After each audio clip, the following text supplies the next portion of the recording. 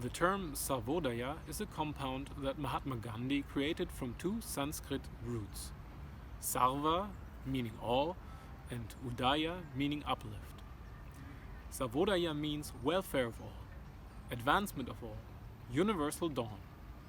That is the political message of equality and well-being for each and everyone. M.K. Gandhi not only created a new term for the socio-economic basis of nonviolent resistance, but also assigned a new meaning to the term Orient, which originally means where the sun rises, Orients. This prophetic message of the East, this message of the Orient, is linked with emancipation for those affected and victimized by slavery and war. The term Orient has analogues from many languages, for instance, the French term Levant, rising, or the Russian term Vostok, sunrise. The Levant is an approximate historical geographical term referring to a large area in the eastern Mediterranean region of Western Asia. The term entered English in the late 15th century from French. It derives from the Italian levante, meaning rising, implying the rising of the sun in the east, and is broadly equivalent to the Arabic term al-Mashriq, meaning the eastern place where the sun rises. The opposite term, Occident, derives from the Latin word occidens, meaning where the sun sets. For Gandhi, Sarvodaya means the basis for Swadeshi, meaning self-reliance. Swadeshi carries a great and profound meaning. It does not mean merely the use of what is produced in one's own country. That meaning is certainly there in Swadeshi, but there is another meaning implied in it, which is far greater and much more important. Swadeshi means reliance on our own strength. We should also know what we mean by reliance on our own strength. Our strength means the strength of our body, our mind, and our soul. From among these, on which should we depend? The answer is brief. The soul is supreme, and therefore soul force is the foundation on which man must build. Passive resistance, or satyagraha, is a mode of fighting which depends on such force. That, then, is the only real key to success for the Indians. The Swadeshi movement was a part of the Indian independence movement and the development of Indian nationalism. The movement started in 1905 against the partition of Bengal. It was one of the most successful movements against British rule, primarily organized and led by Aurobindo Ghosh, Lokmanya Tilak, and Lala Lajpat Rai. Swadeshi was a key focus of Mahatma Gandhi, who described it as the soul of Swaraj, self-rule. The movement from Bengal ended in 1911. The word Swadeshi is a conjunction of two Sanskrit words, Swa and Desh, meaning self and home. Swadeshi, as an adjective, means of one's own home. In the second half of the 19th century, the first Swadeshi movement was developed by Dadabhai Naoroji, Gopal Krishna Gokhale, Mahadev Ranade, and Lokmanya Tilak. By studying the collected works of Mahatma Gandhi, we found out that the founding of his first settlement project, Phoenix, at Inanda near Durban in South Africa, with the International Printing Press for Indian Opinion, was not only inspired by John Ruskin's Unto This Last, but also by the Olange Institute of John and Nukutela Dube in the tradition of Booker T. Washington's Tuskegee Institute. It was as early as 1903 that Mahatma Gandhi wrote about Booker T. Washington after he had learned about him from an article by Romain Rolland written in the journal East and West, published in Bombay on 10th September. Booker, as he was known when yet a slave, was born about the year 1858, the exact date being unknown to him. His lot, says Mr. Rolland, was the average one. He did not fall under the tyranny of one of those brutes so forcibly depicted in Mrs. Beecher Stowe's novel. Yet even those masters who were kind to their slaves treated them like inferior beings, a kind of useful cattle which had to be well fed if they were to work well, and which had no need of comforts they would be unable to appreciate. When freedom for the slaves was proclaimed, Mr. Booker's family left the plantations and went to town. He had a very great desire, illiterate though he was, to learn and educate himself.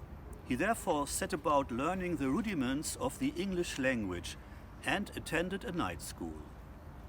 Harvard University has honored him with the degree of Master of Arts. In traveling through Europe, he has drawn crowds of appreciative audiences. A life such as this teaches a lesson to all of us. If it is one full of honors, the honors have been well earned after patient toil and suffering. Mr. Washington might have chosen another career in which he might have shown perhaps better in the estimation of some, but he chose first of all to raise his people, to qualify them for the great task lying before them. With himself he has raised his own countrymen also immeasurably, and set to them, as indeed to all of us who care to study his life, an example worthy to be followed. One word to our own countrymen, and we have done. We have in our midst in India men who have devoted their lives to the service of their country, but we make bold to say that the life of our hero would perhaps rank higher than that of any British Indian, for the simple reason that we have a very great past and ancient civilization. What therefore may be and is undoubtedly natural in us is a very great merit in Booker Washington. Be that however as it may be, a contemplation of lives like this cannot fail to do good. The Indian lawyer in South Africa, M.K. Gandhi, and John Langalibalele Dube and Nkutela Dube shared an appreciation of Washington's educational ideals, that is, vocational training, because John Dube had experienced these ideals in practice and firsthand at Oberlin College, Ohio. Founded by Lewis Adams, a former slave, and George W. Campbell, a former slaveholder, the Tuskegee Institute was established initially as the Tuskegee Normal School for Colored Teachers, but its syllabi also included practical farming skills and vocational training in various trades found in the region of Alabama and the rural South. The Institute thereby closely followed Washington's founding ideal of self-reliance. The sugar plantation owner, Marshall Campbell, introduced Gandhi and Dube in the year 1905, 1 year after the founding of Phoenix Settlement. Gandhi reported this episode in his Indian Opinion, The Voice of the South African Indians, published in 4 languages, English, Hindi, Gujarati, and Tamil, as follows. Some members of the British Association in England are at present visiting South Africa. They are all scientists and possess great knowledge. This is the first event of its kind in South Africa. A few days ago, when they were in Natal, the Honorable Mr. Marshall Campbell took them to his residence at Mount Edgecombe. Addressing them, Mr. Dube made a very impressive speech. This Mr. Dube is a Negro of whom one should know. He has acquired through his own labors over 300 acres of land near Phoenix. There he imparts education to his brethren, teaching them various trades and crafts and preparing them for the battle of life. It was unfair to burden the Negroes with taxes. Also, it was like cutting down the very branch one was sitting on. They worked hard, and without them, the whites could not carry on for a moment. They made loyal subjects, and Natal was the land of their birth. For them there was no country other than South Africa, and to deprive them of their rights over lands, etc., was like banishing them from their home. Mr. Dube's speech produced a very good impression on the whites, and he suggested to them that if they sympathized with the Negroes, they might help him to start a smithy on his farm. The members of the British Association subscribed £60 on the spot and presented the sum to him. The Honourable Mr. Marshall Campbell also made a speech on the occasion, praising the Kaffirs in Natal and pointed out that they were good and useful, and that the ill will shown to them was due to misunderstanding and was wrong. Gandhi at that time was an assimilated and loyal citizen of the British Empire and a barrister of law educated in London. As a lawyer for Indian merchants, he sought strategies for the emancipation of all so-called colored immigrants in South Africa from all over Asia who were not born in South Africa, unlike the Bantu peoples such as Xhosa and Zulu. Ulange High School is a secondary school in Inanda, KwaZulu-Natal, South Africa. It was the first school in South Africa started by a black person, John Dube. The school was called Ulange by Dube based on the word Ulanga, which means the point of new growth in a plant or an ancestor for a descended family. In its early years, the school taught not only basic education but also vocational skills such as journalism, shoe and dressmaking, carpentry, motor mechanics and agriculture. Dube contributed to the administration as well as teaching journalism. Dube was particularly influenced by reading Washington's Up from Slavery, a book on self-reliance. John Dube was inspired by Gandhi's nonviolent resistance campaigns since 1906 and founded the South African Native National Congress at Bloemfontein on 8th January 1912, the forerunner to the African National Congress, ANC. The future Nobel Peace Laureate of 1960, Albert John Luthuli, was a student at Ulange in 1914. Booker T. Washington's Tuskegee Institute and John and Nkutela Dube's Ulange Institute were the model for Gandhi's Phoenix settlement, in terms of journalism, gardening and vocational training. There are two quotes which prove the Tolstoyan and Ruskinian traditions of Indian opinion and Phoenix settlement. Mr. Gandhi is the real proprietor of Indian opinion, from which no profits are made and to which he has devoted the whole of his savings. There are two Englishmen associated with him in that work, and they and several Indians have, for the sake of the paper, reduced themselves to voluntary pauperism. The paper is being run on Tolstoy's and Ruskin's lines.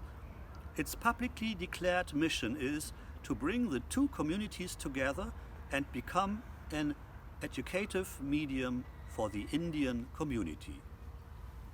In the Phoenix Trust Deed of 1912, printed in Indian opinion, it is explicitly mentioned that the majority of settlers joined the settlement to follow and promote the ideals set forth by Tolstoy and Ruskin in their lives and works.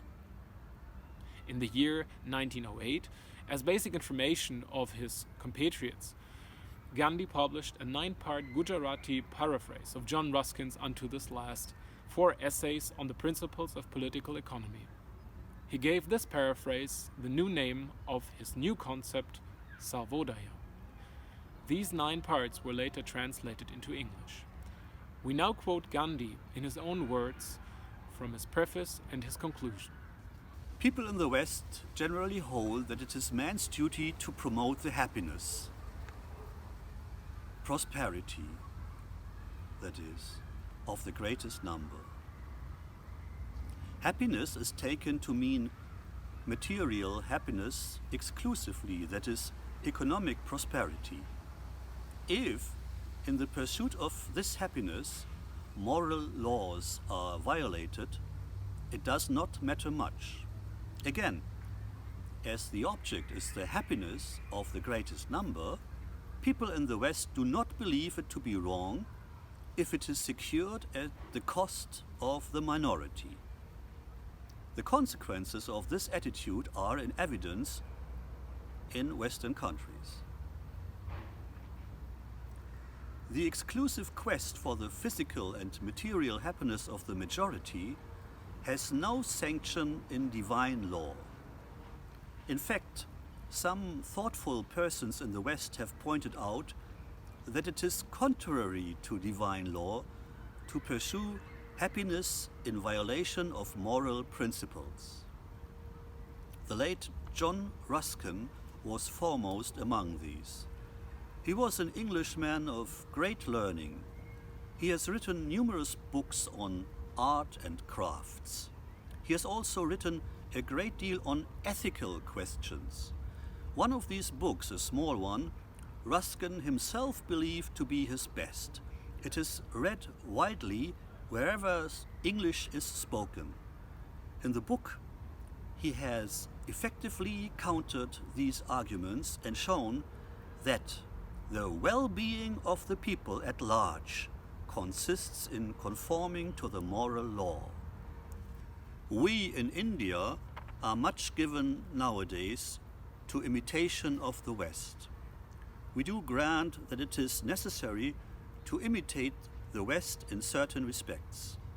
At the same time, there is no doubt that many Western ideas are wrong. It will be admitted on all hands that what is bad must be eschewed. The condition of Indians in South Africa is pitiable. We go out to distant lands to make money. We are so taken up with this that we become oblivious of morality and of God. We become engrossed in the pursuit of self-interest. In the sequel, we find that going abroad does us more harm than good, or does not profit us as much as it ought to. All religions presuppose the moral law, but even if we disregard religion as such, its observance is necessary on grounds of common sense also. Our happiness consists in observing it. This is what John Ruskin has established. He has opened the eyes of the Western people to this, and today we see a large number of Europeans modeling their conduct on his teaching. In order that Indians may profit by his ideas, we have decided to present extracts from his book in a manner intelligible to Indians who do not know English. Socrates gave us some idea of man's duty. He practiced his precepts. It can be argued that Ruskin's ideas are an elaboration of Socrates's. Ruskin has described vividly how one who wants to live by Socrates's ideas should acquit himself in the different vocations. The summary of his work, which we offer here, is not really a translation. If we translated it, the common reader might be unable to follow some of the biblical allusions, etc. We present therefore only the substance of Ruskin's work. We do not even explain what the title of the book means, for it can be understood only by a person who has read the Bible in English. But since the object which the book works towards is the welfare of all, that is, the advancement of all and not merely of the greatest number, we have entitled these articles Sarvodaya. What Ruskin wrote for his countrymen, the British, is 1,000 times more applicable to Indians. New ideas are spreading in India. The advent of a new spirit among the young who have received Western education is of course to be welcomed. But the outcome will be beneficial only if that spirit is canalized properly. If it is not, it is bound to be harmful. From one side we hear the cry for Swarajya, from another for the quick accumulation of wealth by setting up factories like those in Britain. Our people hardly understand what Swarajya means. America, France, and England are all great states, but there is no reason to think that they are really happy. Real Swarajya consists in restraint. He alone is capable of this who leads a moral life, does not cheat anyone, does not forsake truth, and does his duty to his parents, his wife, his children, his servant, and his neighbors. Such a man will enjoy Swarajya wherever he may happen to live. We ought to be careful, therefore, not to be hasty and thoughtlessly to imitate the people of the West. Just as we cannot achieve real Swarajya by following the path of evil, that is, by killing the British, so also will it not be possible for us to achieve it by establishing big factories in India. Accumulation of gold and silver will not bring Swarajya. This has been convincingly proved by Ruskin. But Swarajya is to be achieved by righteous means. It must be real Swarajya. It cannot be achieved by violent methods or by setting up factories. We must have industry, but of the right kind. India was once looked upon as a golden land because Indians then were people of sterling worth. The land is still the same, but the people have changed, and that is why it has become arid. To transform it into a golden land again, we must transmute ourselves into gold by leading a life of virtue. The philosopher's stone, which can bring this about, consists of 2 syllables, satya. If therefore every Indian makes it a point to follow truth always, India will achieve Swarajya as a matter of course. This is the substance of Ruskin's book.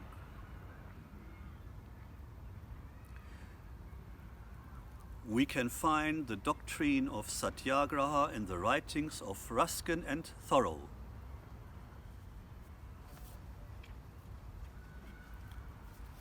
Whilst the views expressed in Hind Swaraj are held by me, I have but endeavored humbly to follow Tolstoy, Ruskin, Thoreau, Emerson, and other writers, besides the masters of Indian philosophy. Tolstoy has been one of my teachers for a number of years.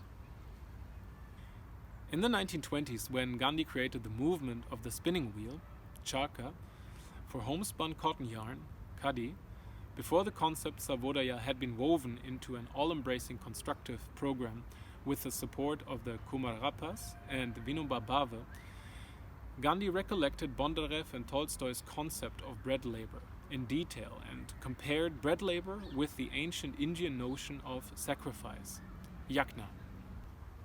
Jesus was a carpenter. He never used his intellect to earn his livelihood. We do not know how much manual work Buddha did before he attained wisdom. Yes, we know this much, that he did not propagate religion for securing his livelihood.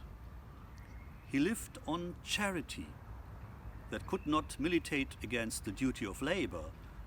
A roving ascetic has to do a lot of manual work.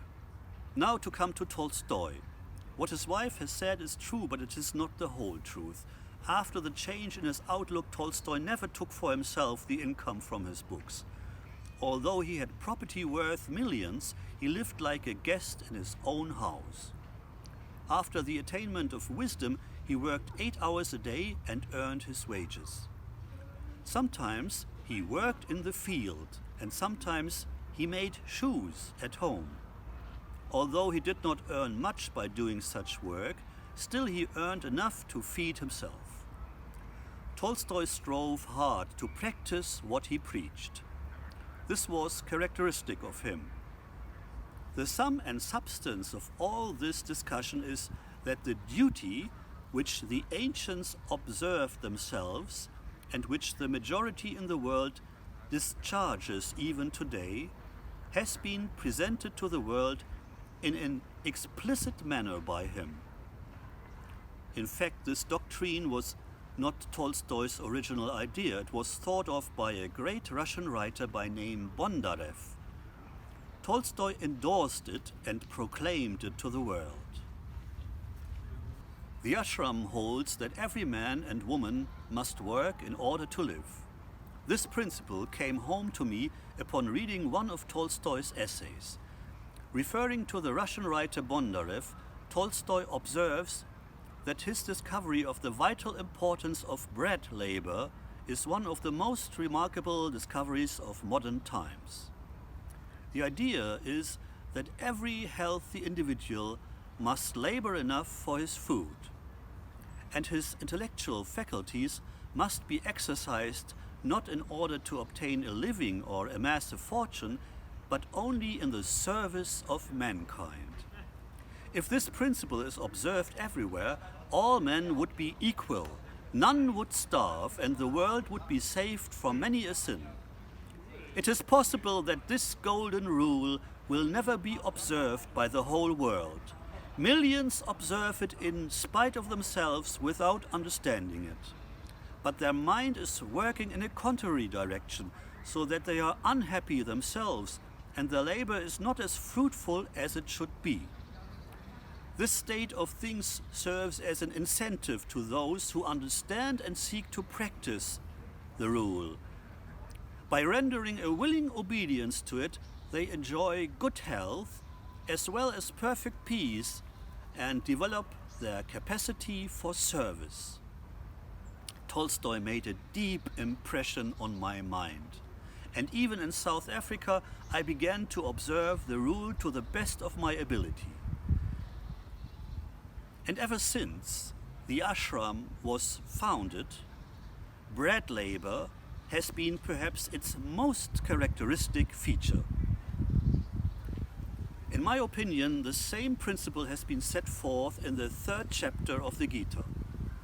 I do not go so far as to say that the word yajna, sacrifice, there means body labor, but when the Gita says that rain comes from sacrifice, I think it indicates the necessity of bodily labor.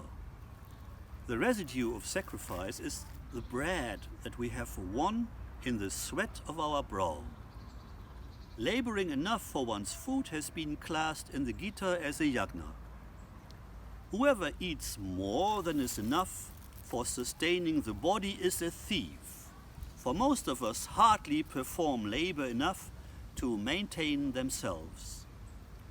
I believe that a man has no right to receive anything more than his keep, and that everyone who labors is entitled to a living wage. This does not rule out the division of labor. The manufacture of everything needed to satisfy essential human wants involves bodily labor, so that labor in all essential occupations counts as bread labor.